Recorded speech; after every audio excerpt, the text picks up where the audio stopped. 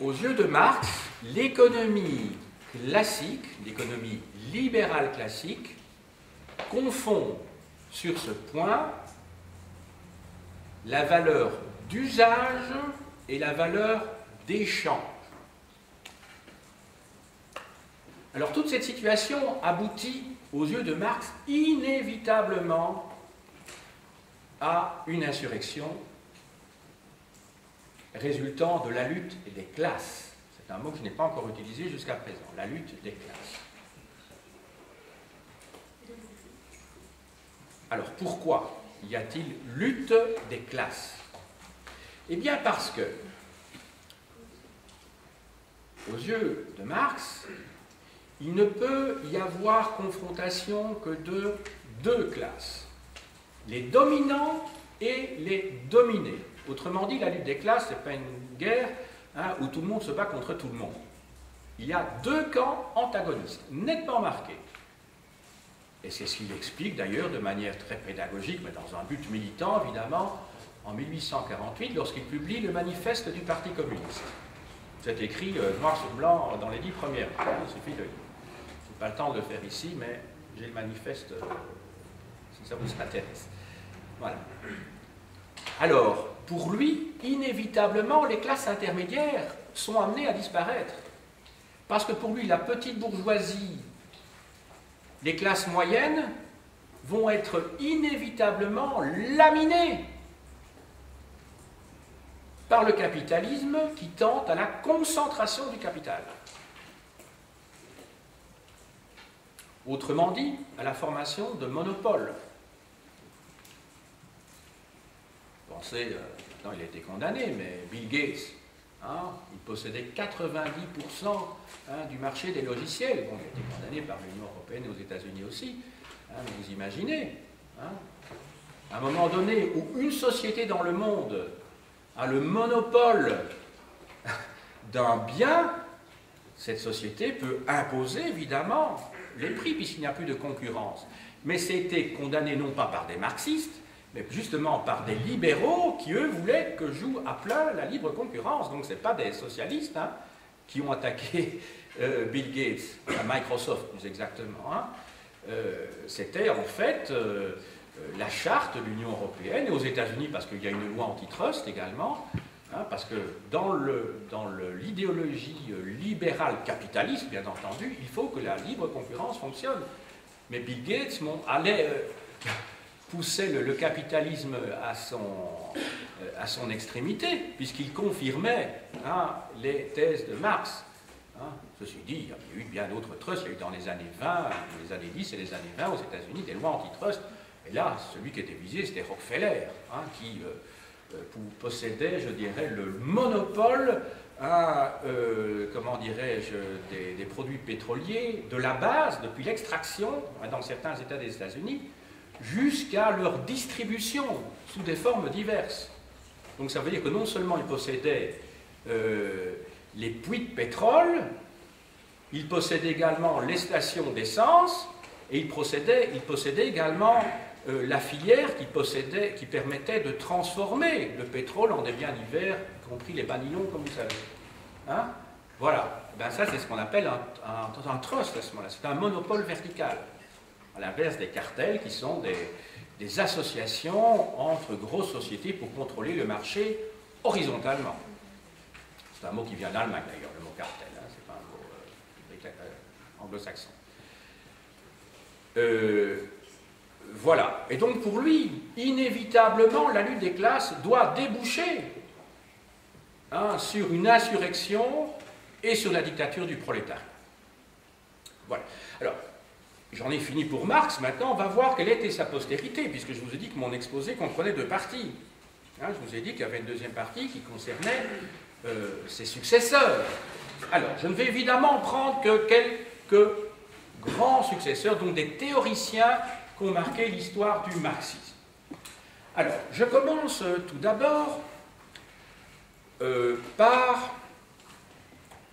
Alors, je réfléchis un petit peu. Oui, je vais commencer peut-être par replacer les choses donc après la mort de Marx. Vous savez, je ne vous apprends rien qu'en 1917, il y a une révolution bolchevique en Russie, qui conduit à la création, au début des années 1920, à la création de l'Union des républiques socialistes soviétiques. Vous remarquez que le mot communiste n'apparaît pas.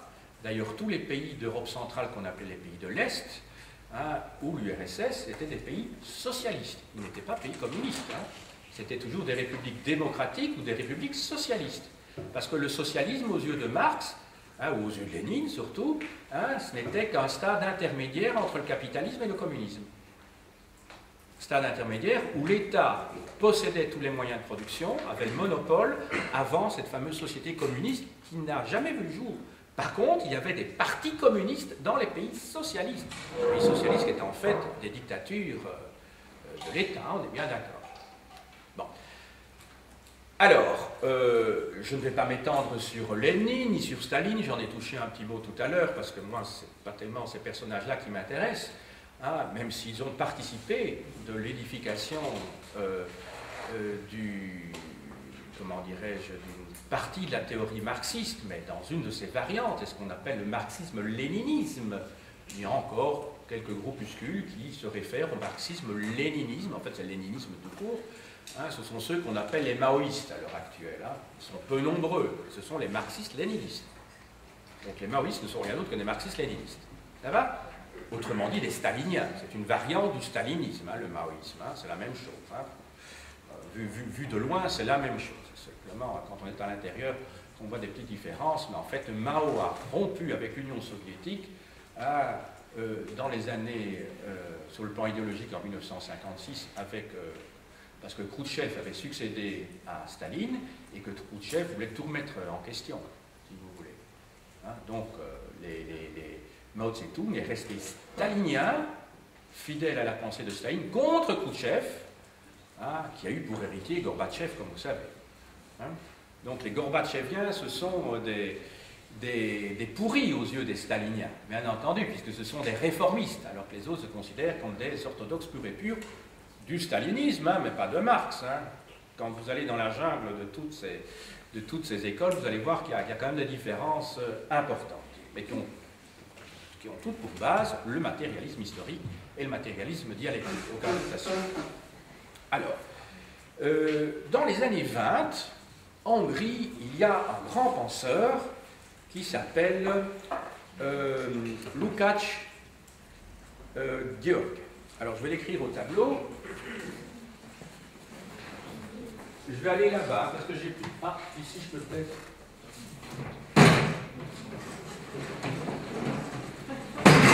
Voilà. Donc, Lukács.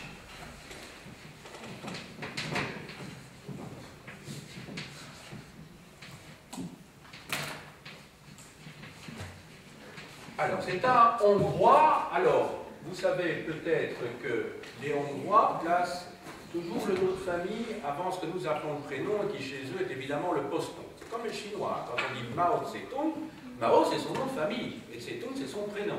Enfin, c'est son postnom, puisqu'il est après le nom. Et comme en Chine, on met toujours le nom de famille devant chez les Hongrois. Ne vous en faites pas par la suite, j'ai toujours parlé de Lukács. Hein, d'autant plus que György. Je ne sais pas très bien comment on prononce en hongrois, mais le grec ne prononce quasiment pas. C'est comme Imrennac. J'ose pas trop le prononcer. Voilà. Mais c'est Lukács. Donc avec un accent, ce qui correspond à un accent aigu, mais c'est pas un accent aigu, évidemment, sur le A. Et le C, ça se prononce tch. Hein, Lukács. Alors, il est l'auteur d'un ouvrage publié en 1923 qui s'appelle « Lutte et conscience de classe ». Alors, à partir de Lukács, on va beaucoup s'intéresser au problème de l'idéologie, autrement dit au problème de la superstructure. On va davantage s'intéresser à ce qu'il y a au-dessus, à l'idéologie, qu'à ce qu'il y a en dessous, l'infrastructure dont je vous ai parlé tout à l'heure, et à laquelle s'intéressait beaucoup Marx, mais pas seulement, hein, parce que l'idéologie allemande de Marx et Engels, c'est quand même un ouvrage fondamental. Alors, Lukács a été considéré comme déviationniste après la publication de son livre, bien qu'il ait été ministre de la culture de Béla Kun, c'est-à-dire de l'époque des conseils soviétiques en Hongrie, parce que juste après la Première Guerre mondiale, il y a eu une petite période communiste avant l'instauration de l'autoritarisme et presque du régime fascisant de l'amiral Horthy. Alors, Lukács, lui, va être considéré comme déviant, bien qu'il ait adhéré à un moment donné, au début des années 50, au stalinisme, puis il s'est rapproché du chef hongrois qui voulait un socialisme à visage humain en 1956, lors de l'insurrection à Budapest, qui était Imre Nagy. Hein, et Lukács, lui, considère qu'il y a quand même beaucoup d'erreurs dans le matérialisme dialectique. Pour lui, le matérialisme dialectique n'est qu'une étape dans l'histoire de la pensée marxiste et de la pensée tout court. Il considère aussi, ce qui était une hérésie à l'époque, hein, que les sciences de l'homme ne fonctionnent pas comme les sciences de la nature. Or, n'oubliez pas que le postulat de base, hein, c'est quand même le matérialisme. Et le matérialisme inclut les phénomènes naturels et les phénomènes humains, puisque l'être humain n'est rien d'autre que de la matière, même s'il transforme la nature grâce à son travail. Alors il remet en question toute une série d'oppositions, comme jugement de fait, jugement de valeur, comme pratique et théorie. Et surtout, il va remettre en question également la vision dogmatique de Staline, en montrant que finalement Staline, hein, comme le pense Trotsky, ce n'est rien d'autre n'a rien mis en place d'autre qu'un régime bonapartiste, un régime autoritaire qui s'éloigne du marxisme, de l'humanisme de Marx. Ce qui est très important chez Lukács, c'est qu'il met en évidence un phénomène qui est celui de la chosification, qui vient du mot chose, ou la réification, hein, si vous avez fait du latin, réification, qui vient du mot res. Donc la chosification. Alors la chosification, c'est quoi? Eh bien, c'est que l'être humain est aliéné lorsqu'il travaille. Puisque lorsqu'il produit un bien, ce bien n'est plus à lui, il va être vendu par le patron, mais en même temps, pour Lukács, c'est le salariat, autrement dit, cette forme particulière de payer les gens à la suite du procès du travail, du processus du travail, donc procès, je l'entends dans le sens allemand ici, hein, process, le processus, hein, qui va faire prendre conscience, espère-t-il, aux ouvriers qu'ils sont aliénés. Aliénés, non pas dans le sens de fous, hein, mais dans le sens de étrangers à leur production, ce que j'expliquais tout à l'heure, vous vous souvenez? Être aliénés, ils sont étrangers à leur propre production. Voilà, ça c'est pour Lukács. Alors, deuxième courant dont je vais vous parler, qui s'intéresse beaucoup à l'idéologie également, c'est l'école de Francfort. Francfort en Allemagne, hein, l'école de Francfort, qui est créée en 1923, si mes souvenirs sont bons, en Allemagne. Elle a pour tête de file deux penseurs qui s'appellent Max Horkheimer et d'autre part Théodore Adorno. Alors, ces deux auteurs vont montrer que le capitalisme abrutit les gens. Il abrutit les gens dans un objectif, c'est de pouvoir leur faire acheter n'importe quoi tout en leur faisant croire qu'ils sont heureux. Ça, c'est vraiment aussi une forme d'aliénation. Vous savez, quand un produit sort, dans les 6 mois qui viennent, tout le monde doit l'avoir. Et pourtant, on pouvait bien vivre avant sans, mais si vous ne le faites pas, vous allez être malheureux, vous allez être en manque. Puisque le système capitaliste fonctionne sous la forme d'une certaine drogue. C'est ce qu'on appelle la société de consommation. On veut toujours posséder quelque chose. C'est la notion de possession. Donc, on se détache de ce que l'on est, de son être, au profit de l'avoir. On n'est plus que parce que l'on a. On n'est plus, donc N apostrophe EST, on n'est plus que parce que l'on a. Et vous savez bien d'ailleurs, hein, bon, moi je résiste un peu peut-être, là je suis peut-être un cas à part, à une série d'innovations qui ont toute leur valeur. Hein, vous savez, je ne suis pas bêtement quelqu'un qui est opposé au progrès technique, pas du tout. Hein, mais je me souviens quand, je sais pas, il y a maintenant, un peu moins de, ça date non, je réfléchis un petit peu, oui, il y a une quinzaine d'années, quand on a commencé à avoir Internet, enfin ça succédait aux ordinateurs avant, tout le monde, ça remonte nettement plus loin, les ordinateurs, tout le monde voulait avoir tout de suite la dernière génération d'ordinateurs. Moi je me souviens, j'étais pris dans le système, j'ai acheté tout de suite, il y a 25 ans, le petit Apple, bon, c'est le classique, là ça coûtait à l'époque, je me souviens, ça ressemblait à une grosse télévision, vous savez, bon, hein, c'était vers, c'est ça, vers 87, 88, hein, donc il y a de ça 23 ans, quelque chose comme ça. Je m'en suis jamais servi parce que je ne suis jamais parvenu à l'utiliser, parce que chaque fois que je l'utilisais, il y avait une tête de mort qui apparaissait à l'écran. Je suis assez sensible, donc j'ai abandonné la chose, hein, ça je peux vous dire. Mais enfin, j'ai fait l'effort intellectuel, je me suis dit, allez, je vais l'acheter, hein, il fallait que je devais taper un travail, je me suis dit, allez, j'achète. À l'époque, hein, j'en ai eu pour 100 000 francs belges, hein, c'était 56 000 francs belges pour ce petit ordinateur et 42 000 francs, tenez-vous bien, pour l'imprimante. Donc 100 000 francs, divisé à, on va voir, donc c'est 2500 € à l'heure actuelle pour les deux.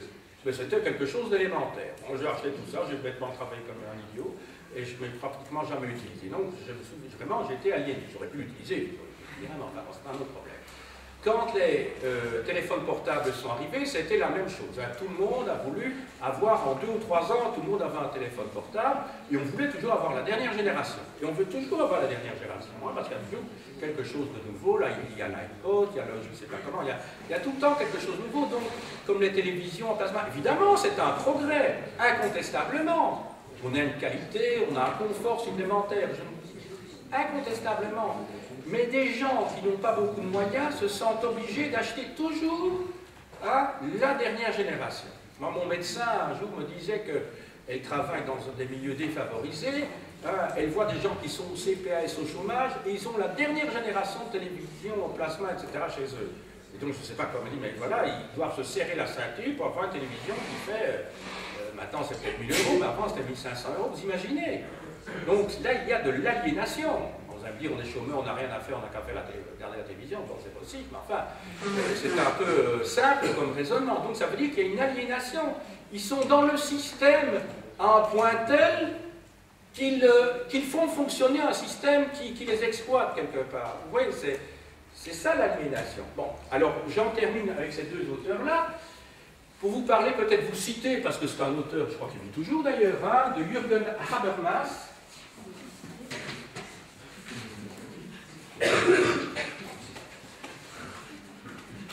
qui appartient également à l'école de Francfort, qui va dans le même sens, et qui lui pense que l'aliénation est, comment dirais-je, est produite par le système qui lui-même est tenu en main par les gens qui ont le pouvoir et l'argent. Donc ça va tout à fait dans le même sens. Alors, maintenant je passe à un dernier auteur, hein, je terminerai avec ça, qui est Louis Althusser. Donc, Althusser.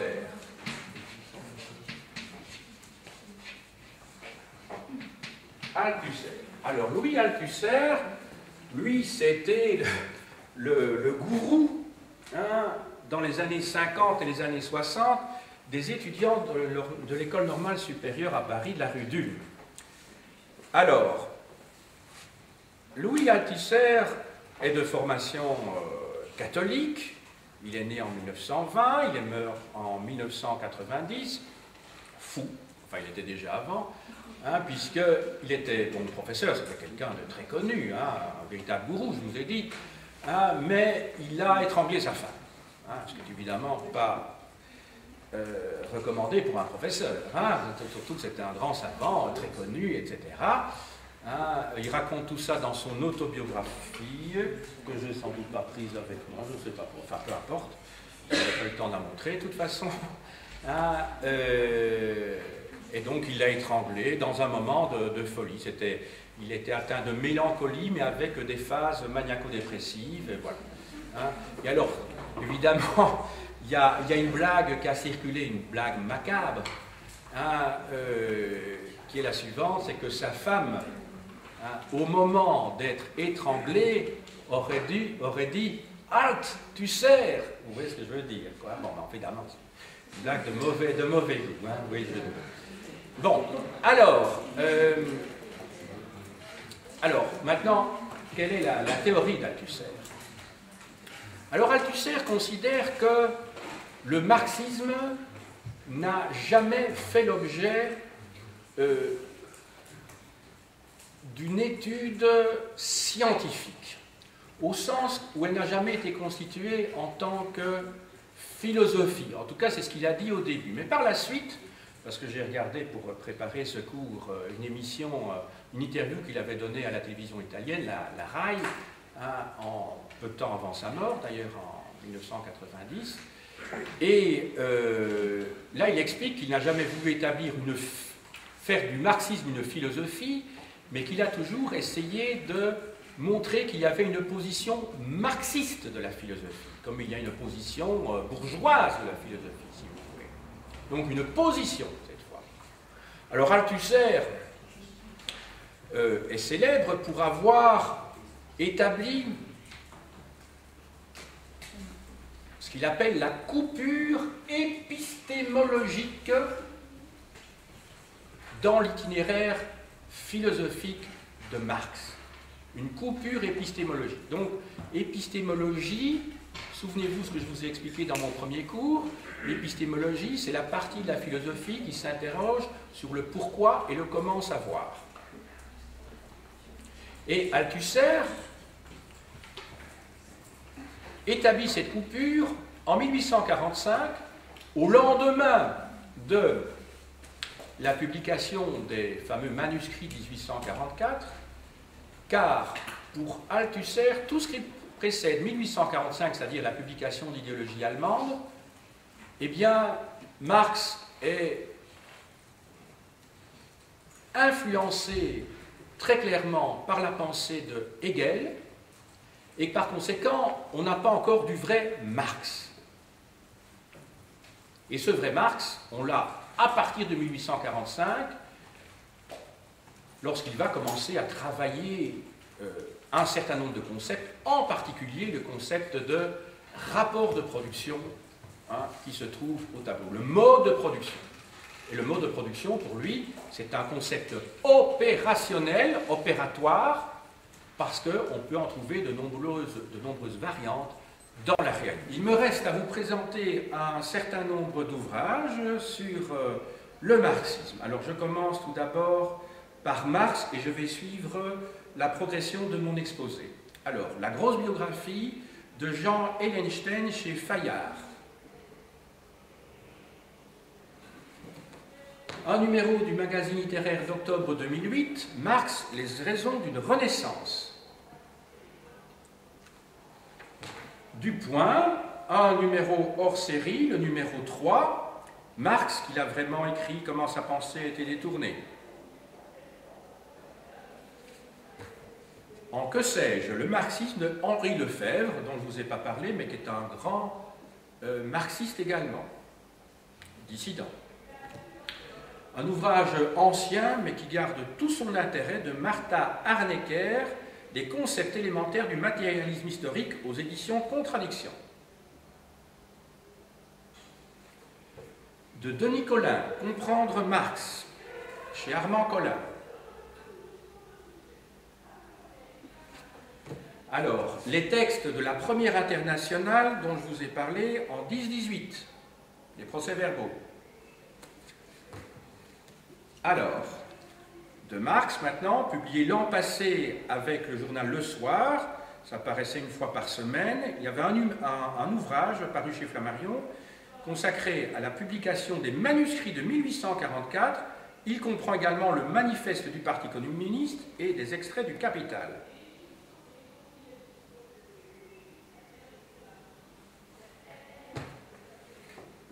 Alors, je dois avoir oublié toute une partie de ma bibliographie ailleurs, mais tant pis, on fera avec, parce que je vois que je n'ai pas pris le Capital. Je ne comprends pas pourquoi. Il doit être resté dans ma bibliothèque avec d'autres ouvrages. Alors, de Marx et Engels, le manifeste du Parti communiste, bien sûr. Alors, contribution à la critique de l'économie politique aux éditions sociales. Alors, un petit ouvrage, ça coûte 3 €, publié chez Altiplano, Introduction à la critique de l'économie politique. C'est en fait une partie de l'ouvrage précédent. Aux éditions sociales, Salaire, prix et profit. La guerre civile en France en 1001 nuits.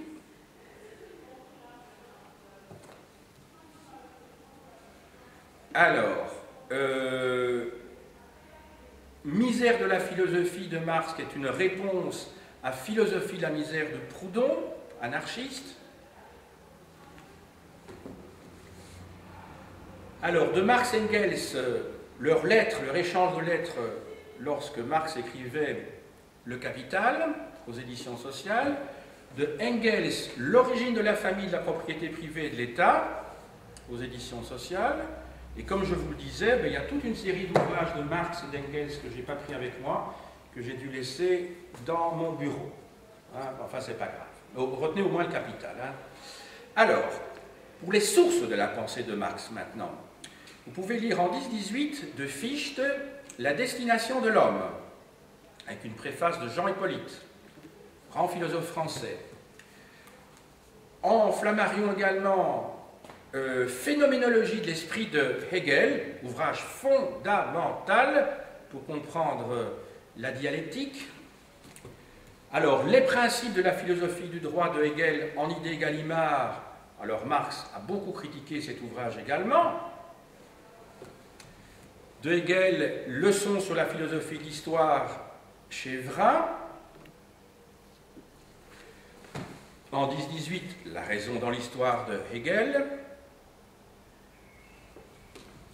La correspondance de Hegel chez Gallimard, alors rien tel que de lire la correspondance d'un philosophe pour le connaître un peu plus intimement, et on voit tous les problèmes qu'un philosophe peut avoir, en particulier avec ses éditeurs et ses contradicteurs. La biographie d'un grand hegelien de Jacques Dont, chez Kalman-Lévy. Le magazine littéraire numéro 293 consacré à Hegel et la phénoménologie de l'esprit.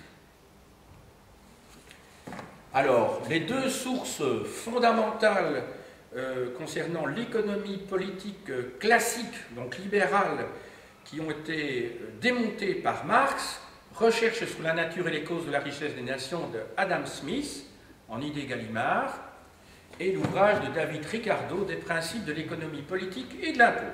Ce sont les deux auteurs britanniques qui ont été critiqués donc, par Marx.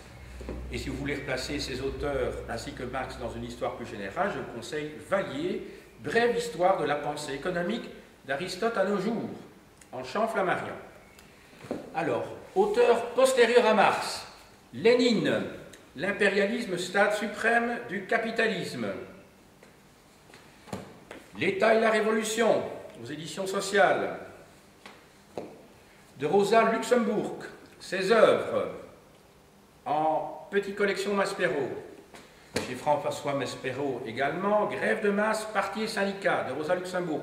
Elle fait donc partie de ce qu'on a appelé les Spartakistes, et avec Karl Liebknecht, elle s'est battue donc contre le régime qui se mettait en place après la fin de l'Empire, donc en 1818. Elle est décédée, assassinée l'année qui suit, en 19. De la même Rosa Luxembourg, La crise de la social-démocratie. Sa correspondance, il y a 2 volumes, je n'en apporte que le premier, chez Maspero. Le premier volume s'appelle « Vive la lutte », le second « J'étais, je suis, je serai ». Alors, On passe à Antonio Gramsci, qui est le grand théoricien du marxisme dans l'entre-deux-guerres en Italie. Il a été fait prisonnier par Mussolini et il est mort en 1936, si mes souvenirs sont bons, sur une île où il avait été relégué.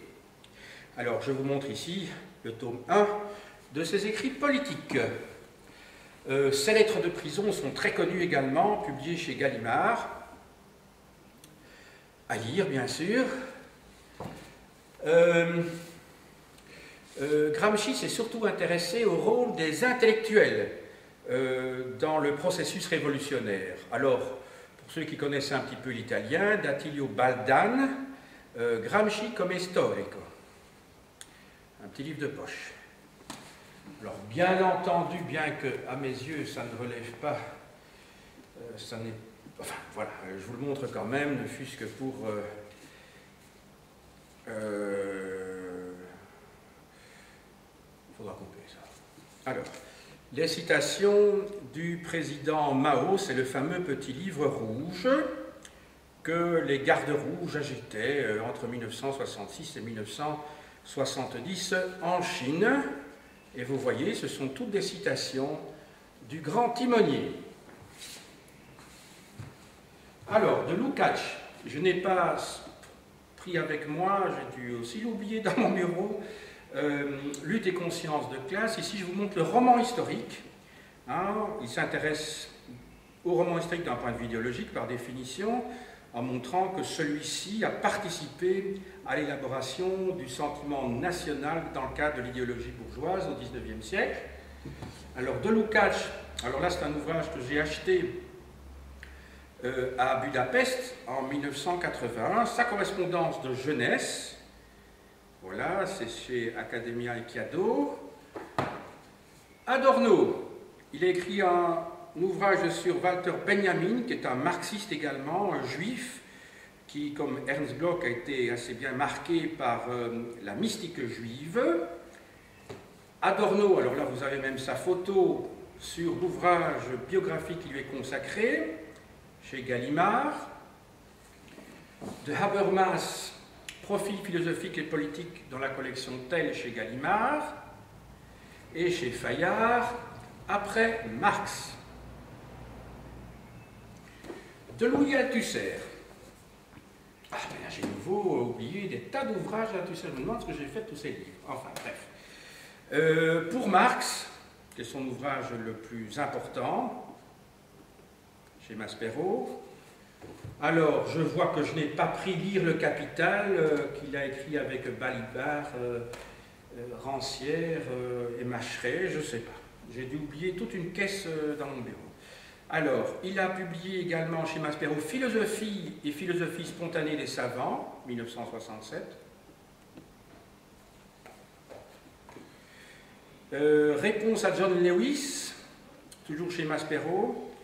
Alors, c'est l'ouvrage où il se défend du dogmatisme dont l'accuse John Lewis. Alors, aux éditions Frémaux, il y a de superbes CD. Dans le cadre d'une anthologie sonore de la pensée française, le CD numéro 1, il y a 6 CD dans la série, on entend un texte d'Althusser, justement, sur la coupure marxiste. Alors, un ouvrage écrit par des trotskistes en 1818, contre Althusser, magazine littéraire 304 consacré à Althusser. Alors, de Moshe Postene, Marx est-il devenu muet face à la mondialisation? Enfin, je le prononce à l'italienne alors qu'il enseigne aux États-Unis.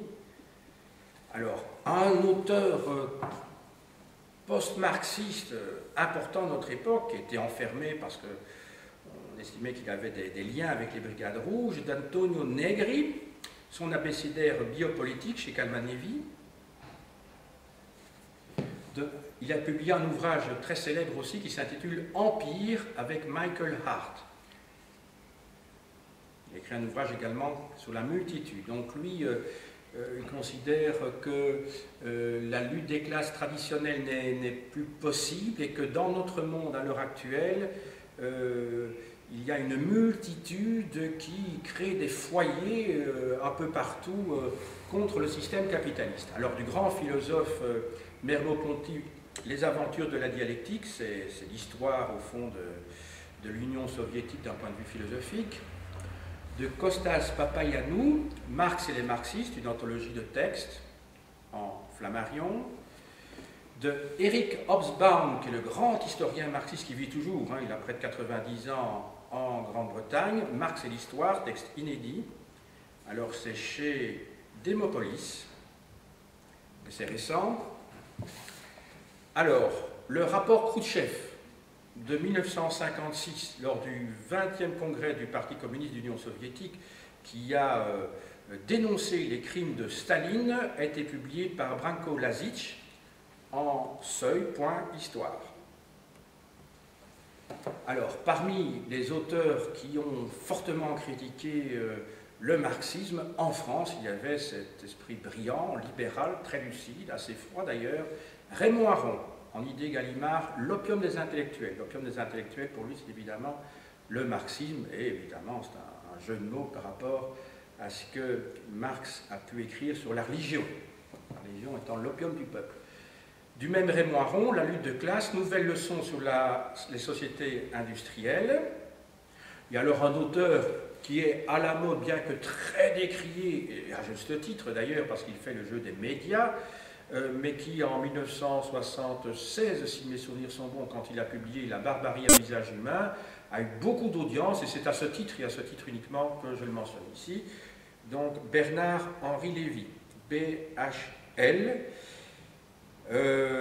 En fait, il ne faisait avec Glucksmann et d'autres que reprendre des thèses qui avaient déjà été développées dans les années, fin des années 40, début des années 50, par le groupe Socialisme et Barbarie de Castoriadis et Claude Lefort. Alors un ouvrage, un roman que je vous conseille vivement, de Robert Linhart, aux éditions de Minuit, L'Établi. Alors là, c'est un roman qui, moi, m'a vraiment marqué quand je l'ai lu, quand j'avais 19 ans. Il s'agit de montrer comment dirais-je, les rapports de production qui s'établissent dans une usine, justement, parisienne. Et l'ouvrage date de 78, si mes souvenirs sont... Bon, je vais vérifier, mais je crois que c'est 78. Oui, c'est ça. Alors, un ouvrage tout à fait remarquable, écrit par Robert Linhart, qui était un des leaders d'un groupuscule baoïste dans les années 60 et 70. Alors, quelques CD maintenant, 2 CD, avec des très beaux textes révolutionnaires. Oppositio, ce sont les textes de Kurt Tucholsky. Voilà. Alors, sur les chansons communistes en Italie, il y a L'Ordine Nuovo. Et enfin, un DVD qui est une interview de Ernest Mandel, qui était professeur à l'université flamande de Bruxelles, et c'est publié chez... Je vois P... Attendez... Enfin, on peut le trouver à la librairie La Brèche, à Paris. Voilà, Jacques Mandel était un penseur Trotsky, qui a eu beaucoup de succès. Alors je suis désolé de ne pas vous avoir pu vous présenter toute une série d'ouvrages que j'ai dû laisser, comme je vous l'ai déjà dit à 2 ou 3 reprises, ailleurs, et c'est bien dommage parce qu'il y avait des ouvrages très importants, mais voilà, j'ai dit.